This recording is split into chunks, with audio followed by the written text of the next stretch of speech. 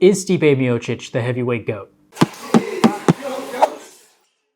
So the main fighters we need to bring up in this discussion, right, are Fedor Emelianenko, Aleister Overeem, Stipe Miocic, Daniel Cormier, Cain Velasquez, Fabricio Verdum, Cro Cop, and Brock Lesnar. These fighters had some of the most impact in the heavyweight division history, with two of the greatest kickboxers in heavyweight history, period, for MMA, in Aleister Overeem and Cro Cop. Aleister even more so, with multiple titles in K1, one of the greatest heavyweight kickboxers in kickboxing, period.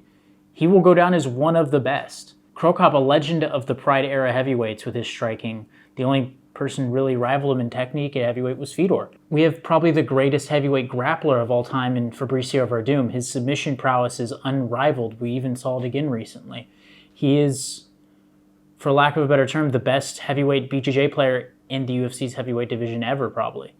Now, we do have Buchecha coming, so hey, he's got a chance. The rest of the division is filled up with mostly wrestlers from varying backgrounds, and then Fedor, maybe the most well-rounded heavyweight of all time, especially from his period. So we have a mix of everyone and what they're able to do and what they brought to the table. But we're going to be judging fundamentally on their records. Okay, that's what I'm going to go into here, is who they've beaten and how they beat them and why and what that means. And it's going to get a little confusing because my top three will be very close. The first person I'm going to remove from this discussion is Aleister Overeem. He's one of the longest running heavyweights that's been relevant ever. He's been through all major eras of MMA almost. He was in Pride way back. He even started as a light heavyweight, actually.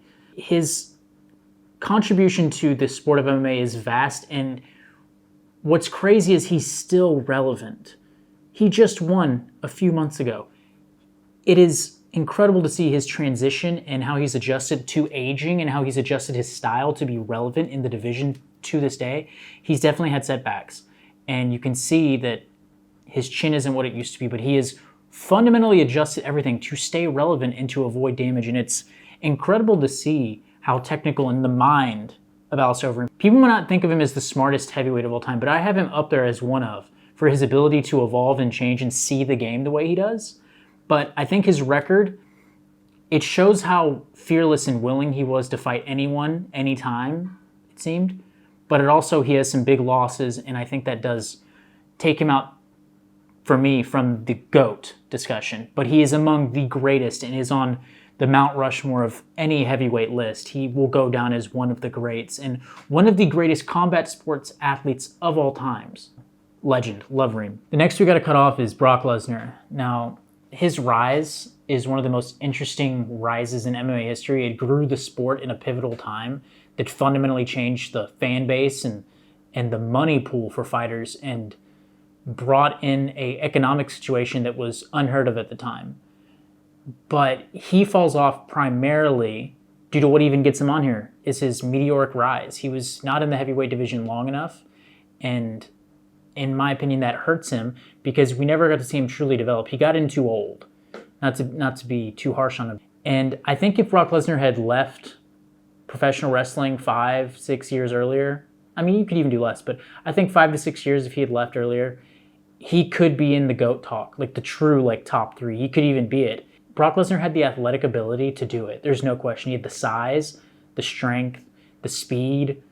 He had it all. He just didn't like getting hit, and I understand that. He jumped from wrestling to professional wrestling to MMA, and the transition there was too long and too big, and he never got truly comfortable with striking, it seemed, and his grappling came along pretty fast. Some really good submission wins, but the next person we have to cut is someone I think a lot of people might disagree with, and I think this is where it's subjective to me, but I think we've got to remove Cain Velasquez. And he's going to go down as one of the closest to get up there, but his injuries just, they destroyed the end of his career. And I don't mean that destroyed. He didn't have a bad career. He's going to go down as one of the greatest heavyweights of all time, clearly. But in terms of being able to compete with who's on the top of this list, I think that those injuries really, really hold him back from being in that discussion. Spoiler alert, his teammate, Daniel Cormier, who fights for the title this weekend. I've always thought Daniel Cormier is a better heavyweight. I think he's faster. I think he's a better wrestler. I think he's physically stronger. He's smaller, but I wish I could have been in the training room to witness their sparring matches, or if they ever got to fight. I know they wouldn't. They're probably the best of friends. They've been training for like 10 years together. But I would love to have seen that.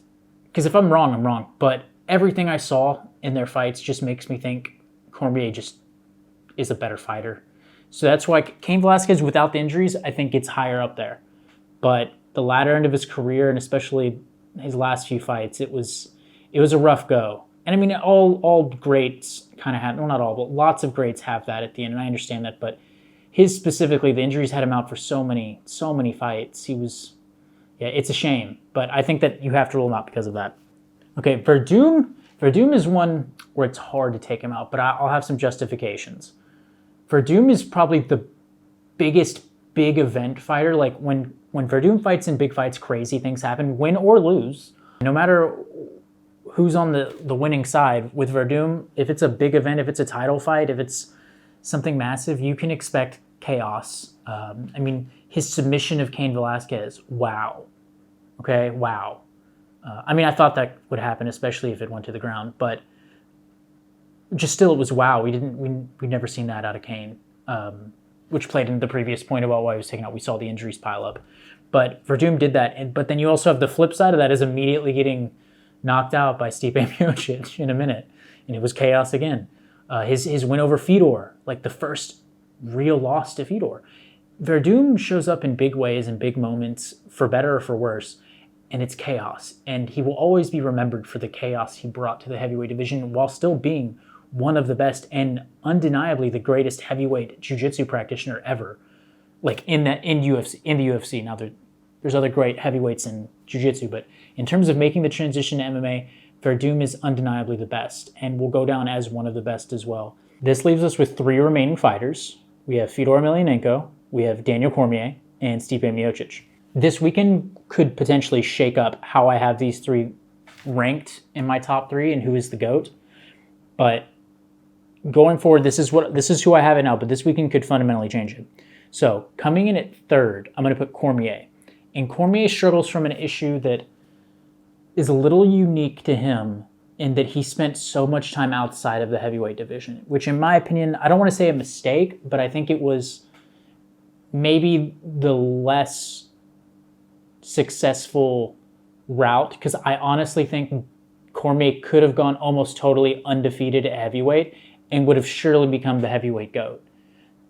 The amount of weight he had to cut and the height differences he had at light heavyweight caused him some issues, specifically John Jones, which, I mean, maybe at heavyweight he also beats him, don't know. But at heavyweight, I struggled to see many people being able to beat Daniel Cormier other than Stipe Miocic. Francis Ngannou is a wild card there. There's some chaos coming in Francis Ngannou. He is potential the future, but Daniel Cormier is so fast, so agile, so smart in the cage. His grappling is fantastic. And I mean that not as just, he's not just a great wrestler, he's a great grappler. I don't mean he's going to go win ADCC, but he's a fantastic grappler. His positional awareness isn't just wrestling. He has put so much time on the mat, spent time with Luke Rockhold, Kane, Khabib. Like, their team is fantastic. He's one of the most well-rounded heavyweights of all time. And it shows. And I don't want to say I wish I saw him at heavyweight, maybe. I mean, personally, I would have preferred after maybe the first loss or even earlier to John Jones to have just gone back to heavyweight. His run in Strikeforce was awe-inspiring. It was the stuff of legend, him throwing Josh Barnett. It was amazing. That was like a green Daniel Cormier, a very new, young Cormier. So I honestly wish we would have seen him go earlier, because I think that he almost undeniably would be the heavyweight GOAT right now if he had never gone or had left light heavyweight significantly earlier. So that's what holds him back for me is, I mean, he only has, one loss at heavyweight, and it's to the current heavyweight champion.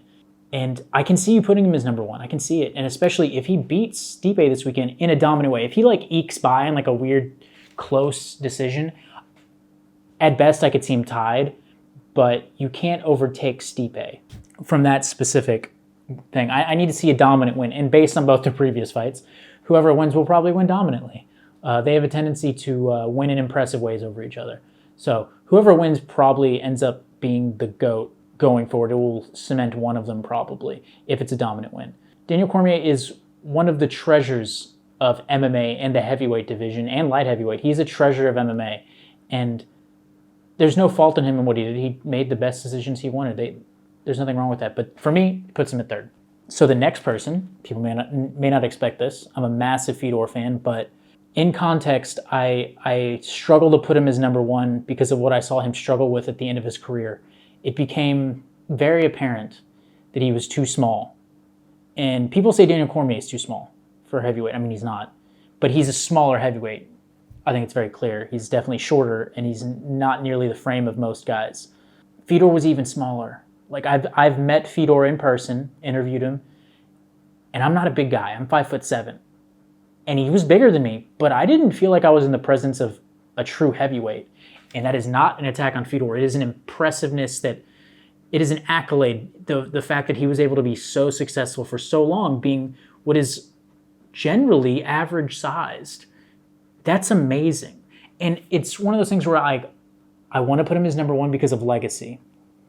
But I see this with people who are massive Anderson Silva fans. So I love Anderson. He is the middleweight GOAT. But people will say he's better than GSP or John Jones or this or that person. And I struggle because in the era and because of what issues I saw later in his career, and not even later, you saw the issues in his career that I don't think he would have been able to hang with who we have now in his prime. And I'm not sure, unless Fedor would have left Russia or bulked up significantly, that he would have been able to hang with a Stipe Miocic or a Cain Velasquez in their primes. The size difference is pretty substantial. Maybe. I don't want to rule him out. But I mean, just in my opinion, I think that puts him out. But he has the greatest heavyweight run, and he has contributed more to the heavyweight division as a legend than anyone ever will. Stipe Miocic would have to fight like 5 more years. Same with Daniel Cormier to match that. So what Fedor has done, you could give him the GOAT for that, but I want to be more unbiased towards my favorite fighter of all time and say I think Stipe has proven to be the best overall heavyweight. So that's where I'm moving with this.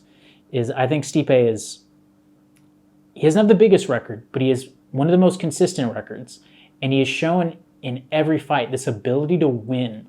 Miocic has that, and he's got some of the best boxing we've seen at heavyweight, and I get that it's not heavyweight boxing for boxing. I get it. He's a incredibly high-level wrestler and grappler with very good boxing. His ability to mix all that and still have cardio is insane. And he showed it against Ngannou. He showed it against Junior Dos Santos. He showed it against Verdum. He showed it against DC. The best Stipe Miocic, I think, is probably the best current, or the best heavyweight of all time.